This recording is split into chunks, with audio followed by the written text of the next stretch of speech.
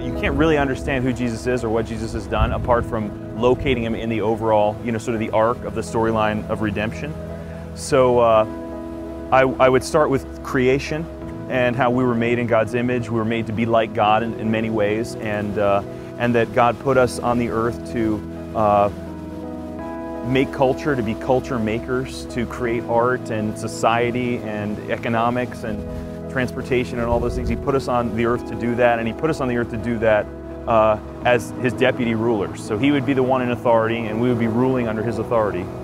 But we didn't like that proposal.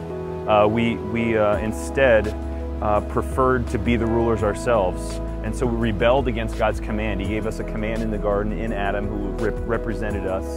And in giving us that command, we broke it. And because of that, God brought about consequences, death and hell for people who are rebels, which is all of us.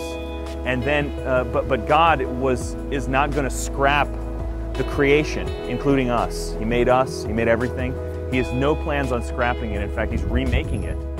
And the way he's brought that about, the remaking of everything, is through Jesus Christ, the eternal Son of God who became man, who lived the life that we ought to have lived, died the death that we deserve to die, so that if we put our faith in him, we trust him, we're turning from our sins and our rebellion and trust him. He remakes us new and renews our vision for the world and enables us to fulfill our calling in the world. So you ought to believe in Jesus, because Jesus is the one through whom God is restoring everything.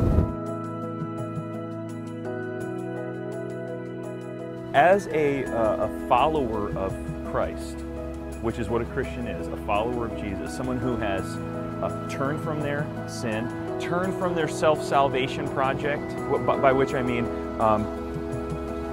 we tend to think that there's two kinds of people in the world. We tend to think there's good people and there are bad people. And good people are people like us, people who go to church. But the world is not that. There's C.S. Lewis said there's three kinds of men.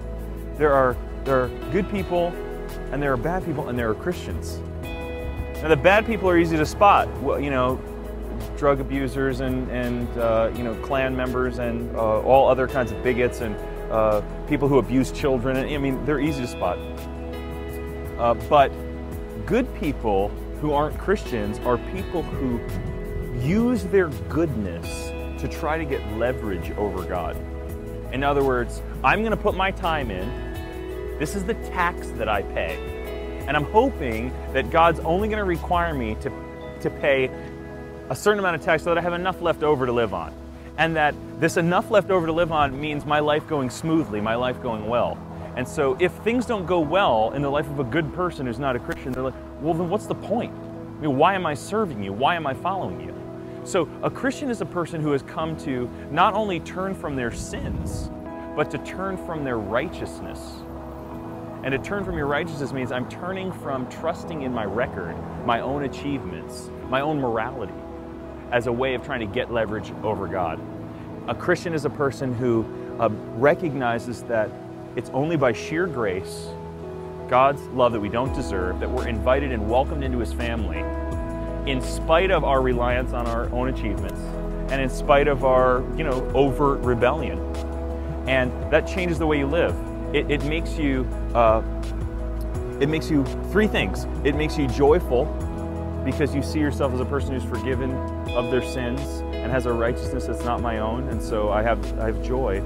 It also makes me humble, because I recognize that the reason I'm a Christian is not because I'm better than that person next door. In fact, most people, I mean, if you spend about 15 minutes with me, you realize that lots of people are way better people than I am. It makes you realize that because the cross puts us all on the same footing because of the desperateness of our need. But it also makes us bold, because now that I know that I'm not trying to earn acceptance from God or earn acceptance from other people, but I have all the acceptance that I'll ever need in the gospel, I'm free to share the truth of the gospel. I'm free to be bold. So there's this boldness, humility, joy, those three things that come out in the life of a Christian. And I say, that's how you can identify a Christian, when that's going on in a person's life.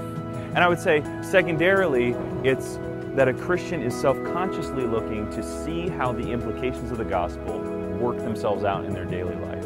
That believing the gospel isn't something that simply is the doorway of the Christian life or the first step that you ascend, or the first rung on the ladder, but it is the whole ladder, it's the whole stairway, it's the whole house, and it's growing in our understanding and application of that to all areas of life that really marks out a Christian.